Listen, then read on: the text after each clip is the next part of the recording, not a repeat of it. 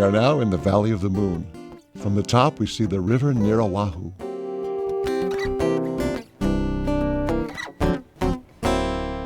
Before we continue our excursion to the Spring Creek from El Zorro Ranch, we will go with Sebastian, Robert, and Danielle to try our hand at fishing these isolated waters.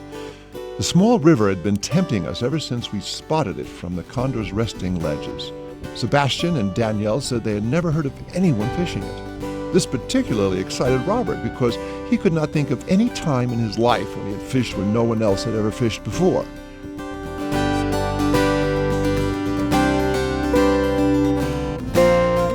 Nirawahu is a beautiful little stream, and we caught fish with almost every cast.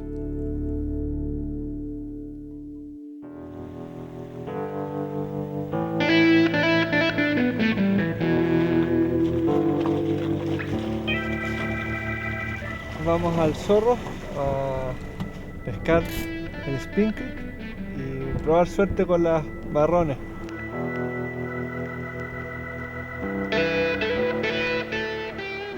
It's raining. Even with the rain disturbing the water surface, when approaching the creek we find it necessary to crouch down.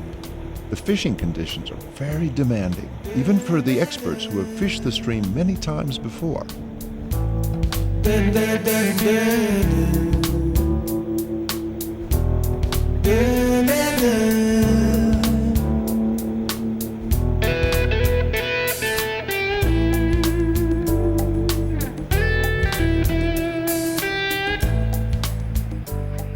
The Spring Creek is unique.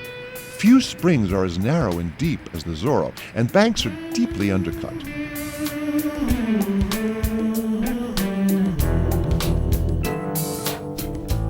To say that the fishing is difficult is an understatement. We keep our distance from the water, fishing upstream, working both the water in the middle of the Fox and the banks, where the biggest fish could be lying. The rain continues, but we are with experts and we admire the ability of these two friends.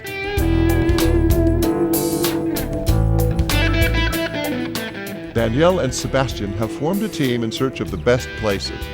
Now Sebastian tries his luck and soon succeeds, but a very good trout shakes loose the fly with a wild jump.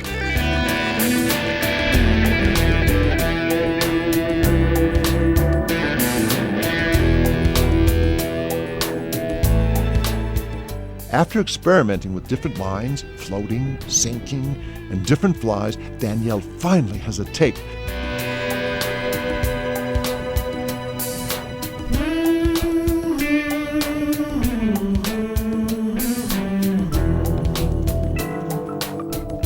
La pesca es increíble, o sea, pescar estas aguas con mosca seca, la pesca fina, no puede ser más prístino que esto,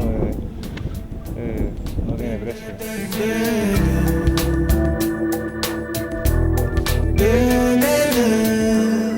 Still haunted by how close we got to the condors, we now cannot believe how elegant this slow-moving stream is.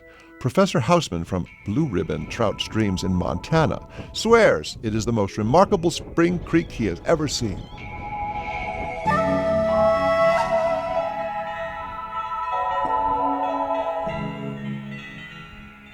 The shape of the stream bank changes again and again. It appears to be getting narrower all the time. In many places, our fishing is simply a matter of dangling a dry fly at the water's edge, or from a point where we don't see the water, casting at short range and fishing by sound. Truly exciting. Sebastian Galilea is also a very good fisherman. He has known these waters since he was a boy.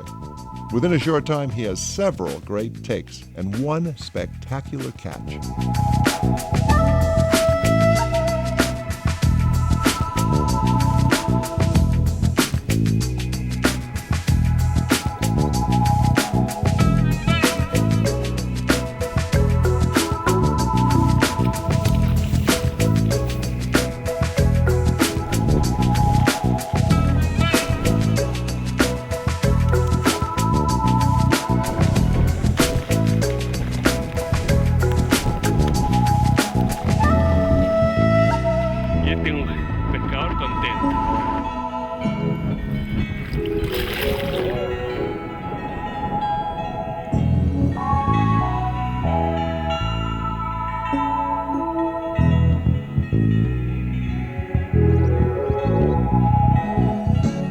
nothing distracts us. Neither the rain nor the strong wind prevents us from focusing on this unique fishing.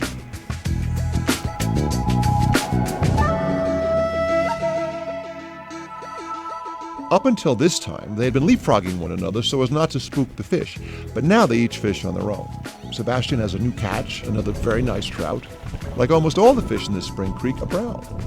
This fish is different from what we usually see. It runs to the weeds along the bank. In situations like this, you have to work to place the net quickly before the trout gets loose from the fly in the banks of the stream.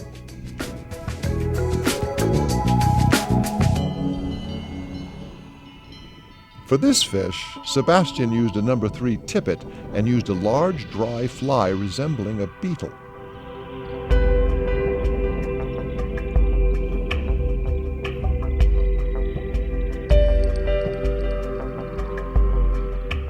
We are immersed in the present. This is a place that takes all our concentration.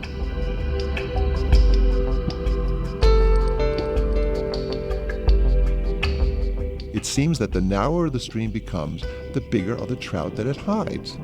We go along enjoying it step by step.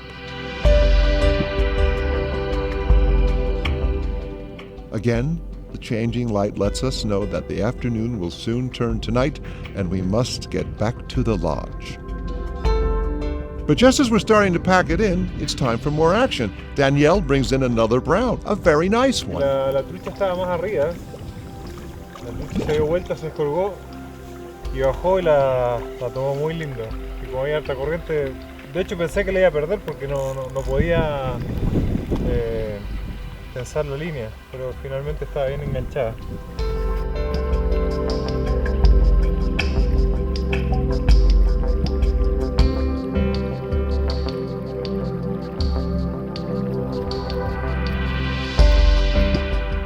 We make our way back and relax with a glass of wine and let the images from this spectacular day settle in a bit, taking a privileged place in our memories. The glowing fire in the fireplace sends us gradually into sleep.